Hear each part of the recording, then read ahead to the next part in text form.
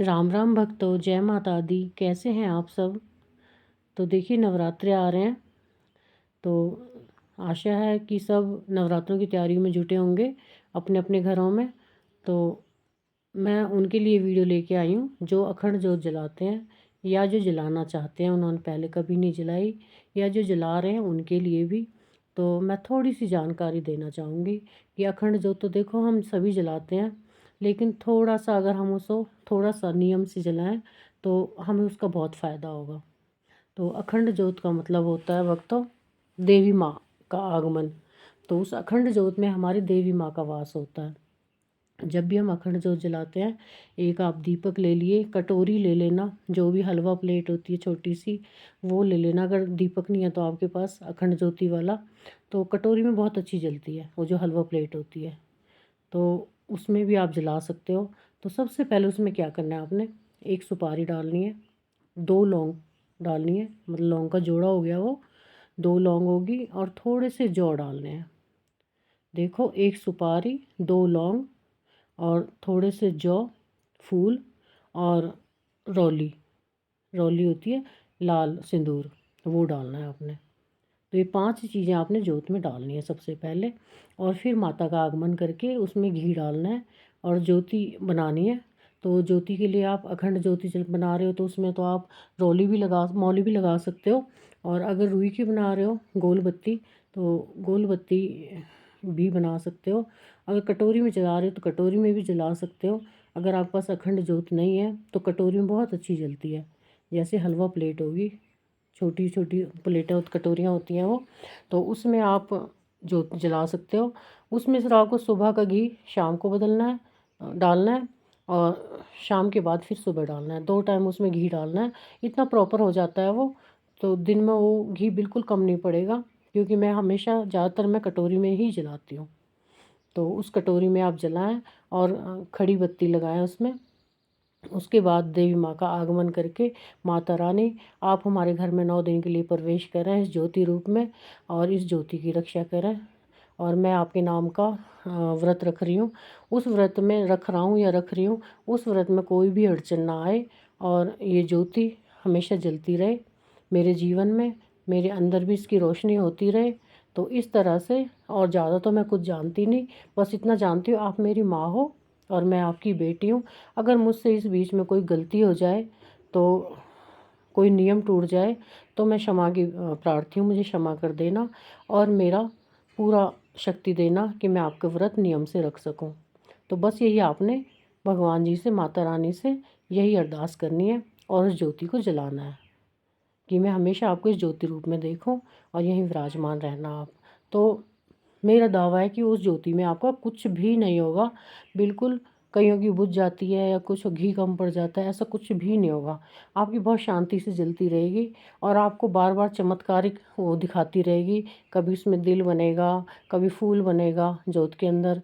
तो ये सब आप 9 दिन तक उनको देखते रहें, निहारते रहें, और बड़ा अच्छा लगता है।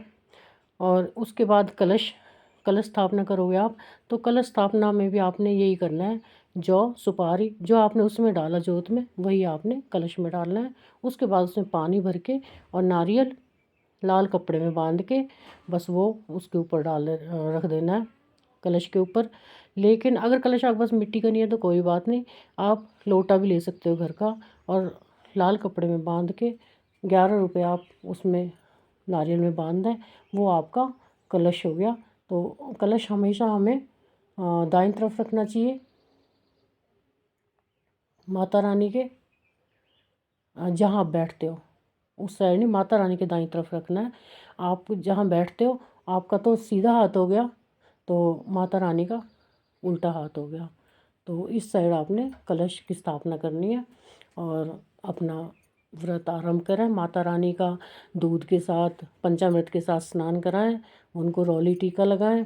उसके बाद अपना जो भी पाठ करना है आपने, दुर्गा चालीसा, और इसमें मेन पार्ट होता है दुर्गा चालीसा, तो आप पढ़ोगे ही पढ़ोगे, लेकिन इसमें दुर्गा सप्तशती का बहुत ज़्यादा प्रभाव होता है कि दुर्गा सप्तशती आप पढ़ोगे आपको बहुत कुछ मिलेगा। उसको पाठ को 13 अध्याय हैं दुर्गा सप्तशती में, उन 13 अध्यायों को आप रोज़ 1 2 2 भी पढ़ सकते हो, 2-2 के हिसाब से पढ़ो, मतलब 9 दिन में वो 13 अध्याय आपने पूरे करने हैं।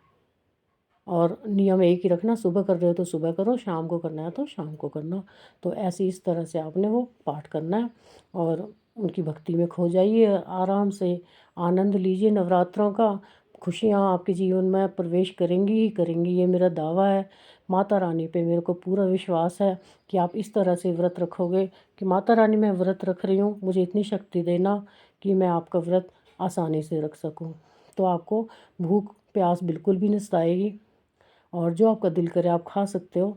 तो इसके बारे में अगला वीडियो लेके आऊँगी, हम क्या खाएं और क्या ना खाएं। तो देखिए, ज़्यादा आप गहराई में मत जाओ, कोई कुछ कहता है कोई कुछ कहता है। शांत भाव से, निर्मल भाव से बस माता का आगमन करो, प्रेम से। बस प्रेम से, वो हमारी माँ है, हम उनके बच्चे हैं। अगर कोई गलती हो जाए तो माँ अपने बच्चे समझ के हमें माफ़ कर देना। बस इसी तरह से आपने वो व्रत रखने हैं।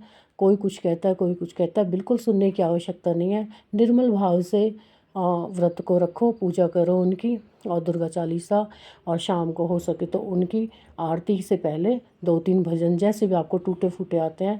देखो, आवाज़ मेरी भी अच्छी नहीं है, लेकिन मैं शाम को रोज़ 2-3 भजन अपनी माँ को सुना लेती हूँ। तो वैसे ही आपने टूटी फूटी वाणी में, जैसी आपकी अगर आवाज़ अच्छी है तो बहुत अच्छा है, अगर आपकी आवाज़ जैसी भी है, बस आप माता तक अपनी भावना उस भजन के ज़रिए रखोगे। बस 2-3 भजन आप अपनी माता रानी को सुना दीजिए और हो गया आपका व्रत। बहुत संपूर्ण हो जाएंगे, कोई कमी नहीं रहेगी। अगर बस माता रानी इसी से खुश हो जाती हैं, ज़्यादा ताम झाम करने की ज़रूरत नहीं है।